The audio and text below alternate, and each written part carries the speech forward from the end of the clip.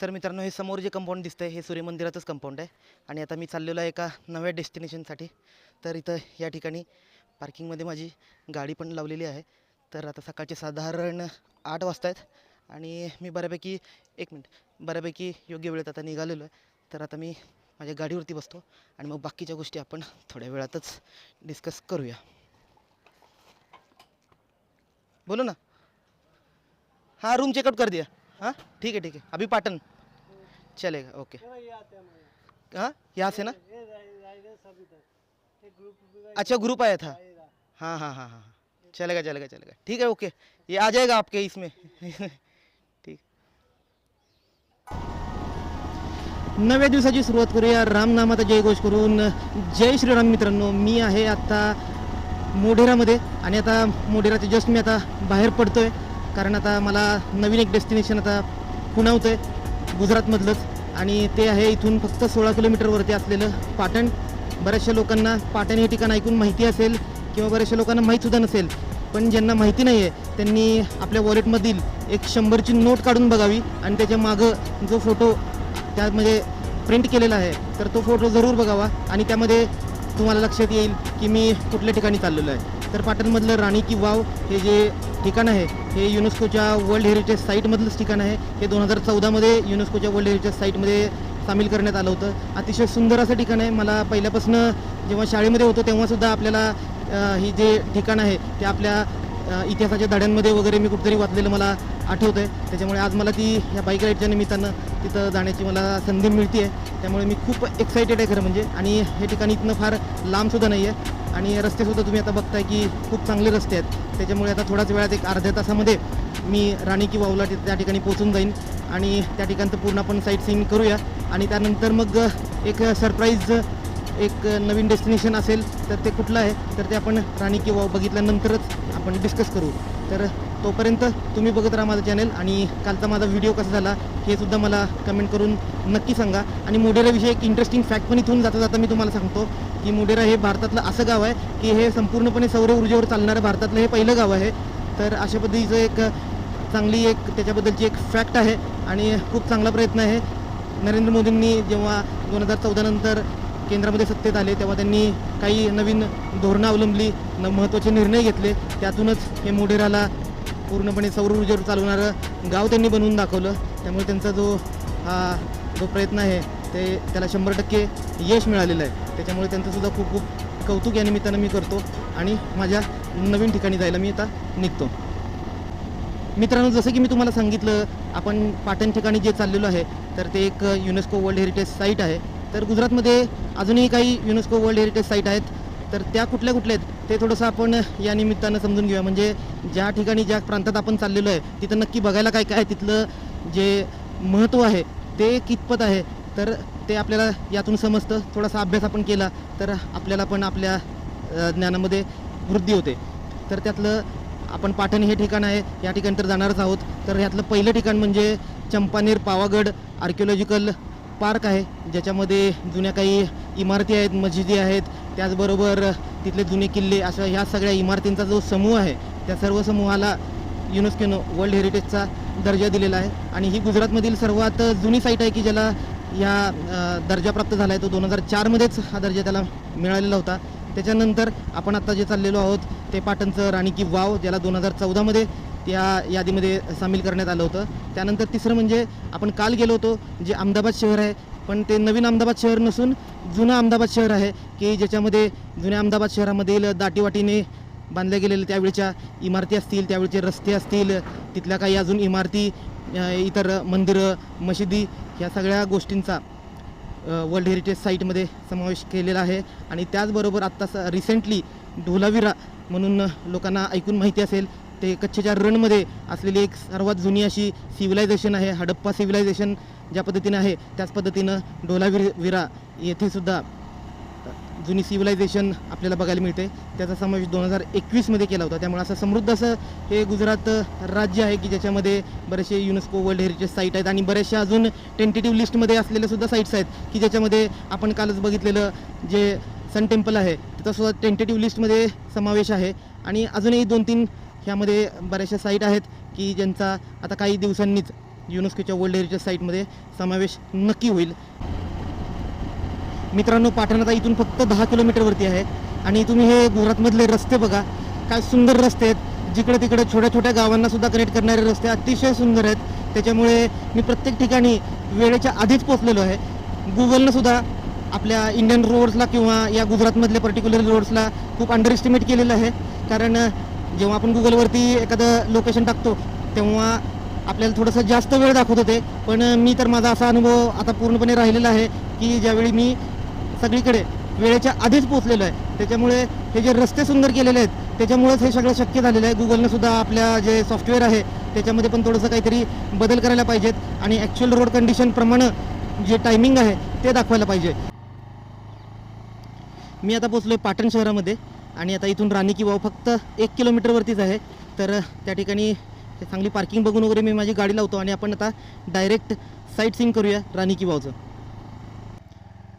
तर मित्रांनो, हे आहे राणी की वावचं पार्किंग आणि या ठिकाणी भरपूर पार्किंगसाठी जागा आहे. तर या ठिकाणी आता मी माझी गाडी पार्क करतो आणि ते समोर तिकीट काउंटर मला दिसतं आहे, तर त्या ठिकाणी तिकीट काढावं लागेल आणि त्यानंतर मग राणी की वावचं आपण साईट सीइंग करूया. तर मित्रांनो, मी आता आलेलो आहे राणी की वाव, जे की युनेस्को वर्ल्ड हेरिटेज साईट आहे. तुम्ही आजूबाजूचा परिसर या ठिकाणी बघू शकता. किती सुंदर असा हा इथला परिसर ASIनं डेव्हलप केलेला आहे. आर्किओलॉजिकल सर्वे ऑफ इंडियानं हे सगळं इथला हा जो परिसर आहे त्याची चांगली निगा राखलेली आहे. इथं लॉनचं मेंटेनन्स वगैरे काम खूप चांगल्या पद्धतीनं चालू आहे. किती मोठ्या विस्तीर्ण प्रदेशावरती त्यांनी पूर्ण लॉन वगैरे लावलेलं आहे. झाडं वगैरे किती सुंदर या ठिकाणी सगळं काही केलेलं आहे. स्वच्छता टापटीप अतिशय सुंदर आहे. तर इथं समोरच आता राणी की वाव आता आलेली आहे जवळ. तर आता आपण डायरेक्ट तिथं मी पोचतो आणि पूर्ण राणी की वावचा आपण साईट सीइंग करून घेऊया. तोपर्यंत तुम्ही हा आजूबाजूचा परिसर या ठिकाणी बघू शकता. किती सुंदर हा सगळा परिसर इथं छान डेव्हलप केलेला आहे.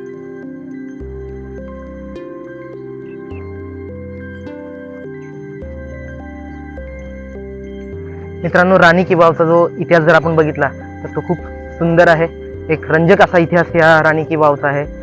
ही जी बावडी आहे, विहीर ज्याला आपण मराठीमध्ये म्हणू शकतो, तर ही जी विहीर आहे ही राणी उदयमती यांनी बांधली होती. तर आपण आत्ताच मोढेराला गेलो होतो, तर त्या ठिकाणचे जे राजे आहेत भीमदेव सोळंकी, तर त्यांच्याच पत्नीने त्यांच्या स्मरणार्थ ही विहीर बांधली होती त्यांच्या मृत्यूपश्चात. आणि हे सुद्धा कन्स्ट्रक्शन 11व्या शतकातलं आहे. तर खूप सुंदर अशी ही विहीर या ठिकाणी त्यांनी बांधली. पण दुर्दैव असं होतं की इथं जी बाजूला सरस्वती नदी जी वाहते, तर त्या नदीला महाभयंकर पूर आल्यामुळे ही जी नदी आहे ती त्या पुराच्या गाळाखाली पूर्णपणे दबली गेली. आणि जवळपास 600-700 वर्ष कुणालाही माहिती नव्हतं की या ठिकाणी अशा पद्धतीचं एक अद्भुत असं कन्स्ट्रक्शन आहे, एक विहीर आहे. मग त्याच्यानंतर काही ब्रिटिश अधिकाऱ्यांनी वगैरे या ठिकाणी भेट दिली.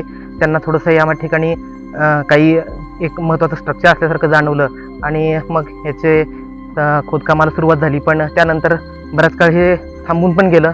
मग त्यानंतर स्वातंत्र्यानंतर आर्किओलॉजिकल सर्वे ऑफ इंडियानं इथल्या उत्खननाचं काम सुरू केलं आणि जवळपास 30 वर्ष त्याचं उत्खननाचं काम सुरू होतं. त्यांनी अगदी काळजीपूर्वक या ठिकाणी खोदकाम केलं आणि याचं जे गतवैभव आहे हे राणी की वावला प्राप्त करून दिलं.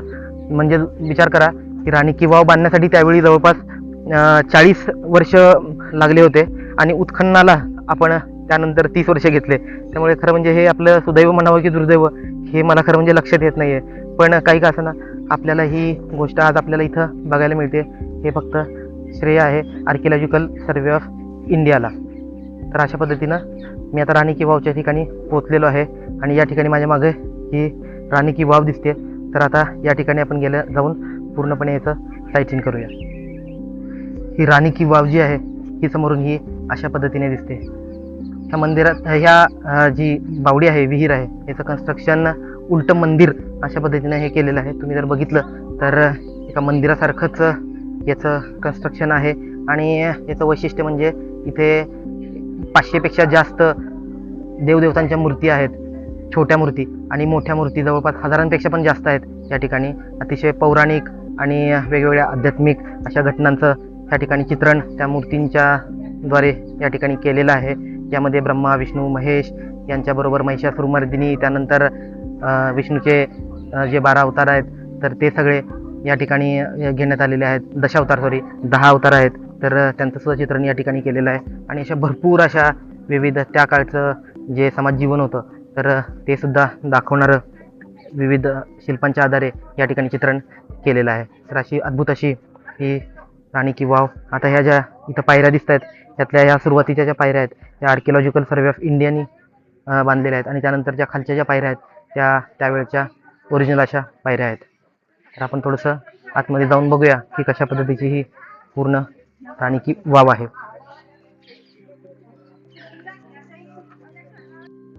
एखाद्या विहिरीमध्ये अशा पद्धतीची कलाकुसर मी माझ्या आयुष्यामध्ये पहिल्यांदाच बघतोय. खरं म्हणजे त्यांनी हा विचार जरी हा असा केलेला आहे की एखाद्या विहिरीमध्ये एवढं मोठं कलाकुसरीचं काम करावं हे खरं म्हणजे खूप अद्भुत आहे. तर या ठिकाणी शंकर पार्वतीच्या वगैरे आपण मूर्ती सुरुवातीला बघू शकतो. हे एंट्रन्सलाच या अशा पद्धतीच्या मूर्ती आहेत. आणि त्याच्यानंतर आपण त्याच्या दुसऱ्या बाजूला मूर्ती आहेत त्या अगदी सेम मूर्ती आहेत जे आता आपण थोड्या वेळापूर्वी बघितले त्यासारखेच. तर या अशा पद्धतीच्या या ठिकाणी मूर्ती कोरून ठेवलेल्या आहेत.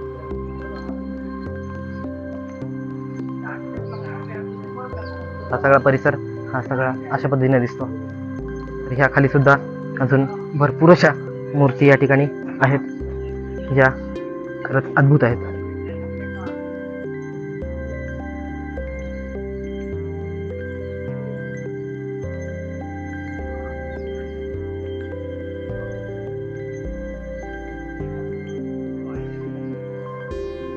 अशा पद्धतीचं सगळं या राणी की वावचं कन्स्ट्रक्शन आपल्याला दिसून येतं. जवळपास 27 मीटर अशी ही डीप अशी ही राणी की वाव आहे. त्याच्याबरोबर 64 मीटर ह्याची लांबी आहे आणि याची रुंदी आहे ही 20 मीटर आहे. वेगवेगळ्या लेयर्समध्ये हे अशा पद्धतीचं या ठिकाणी कन्स्ट्रक्शन केलेलं आहे. हे आपण यासमोर इथं बघू शकतो. इथलं हे बारीक नक्षीकाम आहे ते आपण आता स्क्रीनवर बघत आहोत.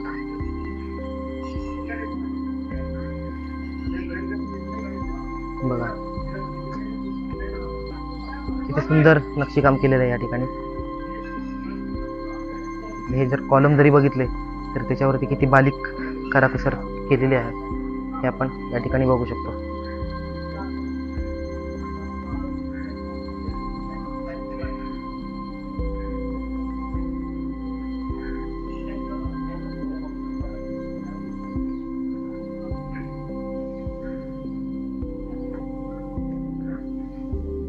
प्रत्येक कॉलमने कॉलम एवढ्या काळजीपूर्वक इथे घडवलेलं आहे की ते बघून आपल्याला थक्क व्हायला होतं खरंच. या प्रत्येक बीमवरती सुद्धा कशा पद्धतीचं डिझाईन कोरलेलं आहे ते आपण आता बघत आहोत.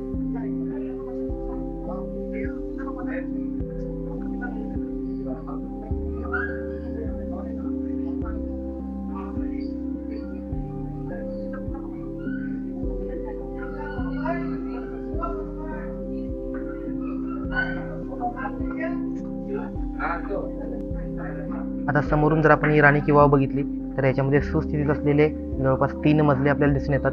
त्याच्यानंतर वरती पडलेले कॉलम आपल्याला दिसतात. त्याच्यावरचा पडलेला स्लॅब पण दिसतोय तो 4था मजला आणि 5 मजली म्हणजे अशी अंडरग्राऊंड 5 मजल्यांची ही विहीर होती असं काय म्हणायला या ठिकाणी हरकत नाही आहे. तर अशा पद्धतीचं हे कन्स्ट्रक्शन राणी की वावचं आहे.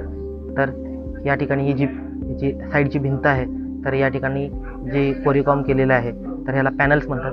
तर वेगवेगळ्या पॅनल्समध्ये वेगवेगळ्या या ज्या मूर्ती आहेत प्रत्येक ठिकाणी हा वेगळ्या स्टोरी या ठिकाणी त्यांनी कोरून ठेवलेल्या आहेत शिल्पांच्या रूपाने.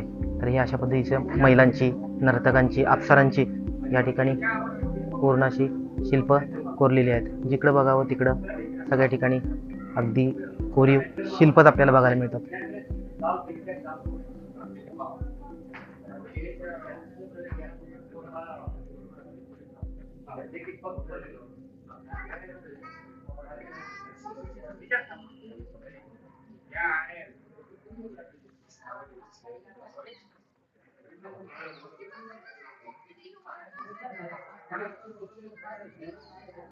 आता हे जे शिल्प तुम्ही स्क्रीनवरती बघत आहात हे आहे विष्णूचं वामन अवतारातील शिल्प.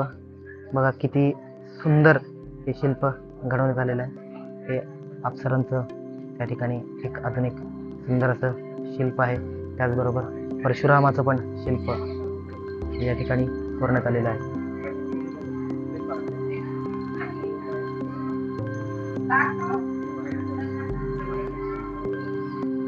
या मूर्तींचं तुम्ही प्रपोर्शन बघा, या मूर्तींची डिटेलिंग बघा की काय सुंदर हे शिल्प या ठिकाणी करण्यात आलेले आहेत. हे वराह अवतारातील विष्णूचं अजून एक शिल्प या ठिकाणी, या सर्व या भिंतीवरती सर्व विष्णूची दशावतार आहेत, तर त्यांची शिल्प या ठिकाणी करण्यात आलेली आहेत.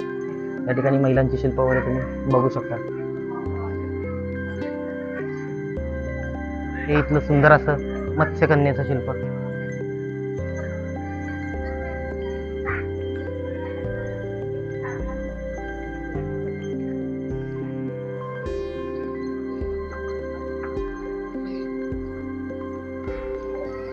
हे विष्णूचं शिल्प आहे. यामध्ये विष्णूनं शेषशाही नाग धारण केलेलं आहे. त्याचं हे शिल्प किती सुंदर शिल्प घडवण्यात आले हे आपण या ठिकाणी बघू शकतो.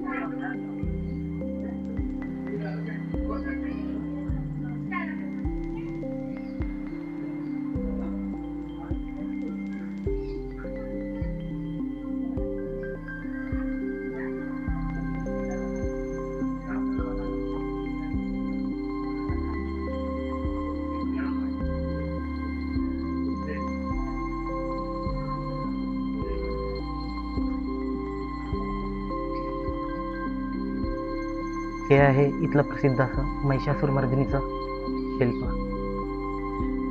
ते डिटेलिंग बघायला खरंच थक्क होतं या ठिकाणी. किती सुंदर महिषासूर मर्दिनीच्या चेहऱ्यावरची हावभाव बघा, किती सुंदर आहेत.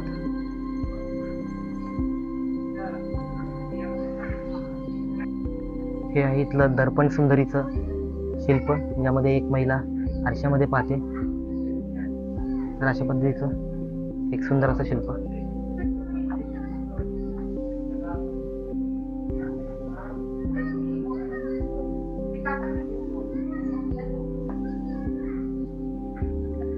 आता आपण या विहिरीचा तळ पाहत आहोत. इथं पाण्याचं अस्तित्व आता अजिबात राहिलेलं नाहीये, कारण ह्याच्या बाजूनं वाहणारी जी सरस्वती नदी होती ती सुद्धा आता लुप्त झालेली आहे. त्यामुळे इथं आता पाणी अजिबात राहिलेलं नाही. पण जवळपास 10,000 जवळपास 1,001 वर्षापूर्वी या ठिकाणी भरपूर पाणी होतं आणि ते नदीच्या मार्फत या ठिकाणी या विहिरीमध्ये आणलेलं होतं.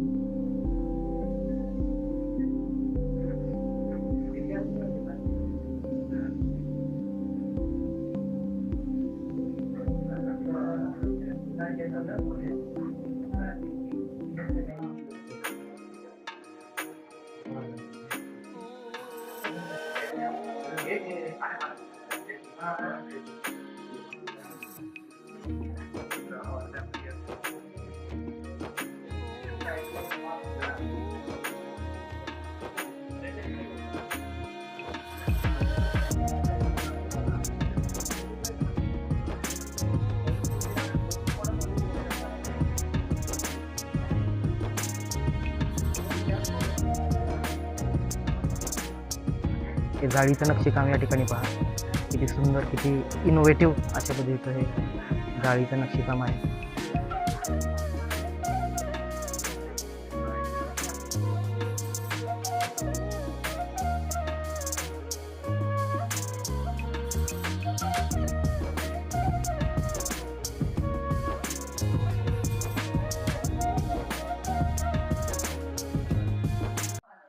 तर मित्रांनो, ही अशा पद्धतीने होती राणी की वाव.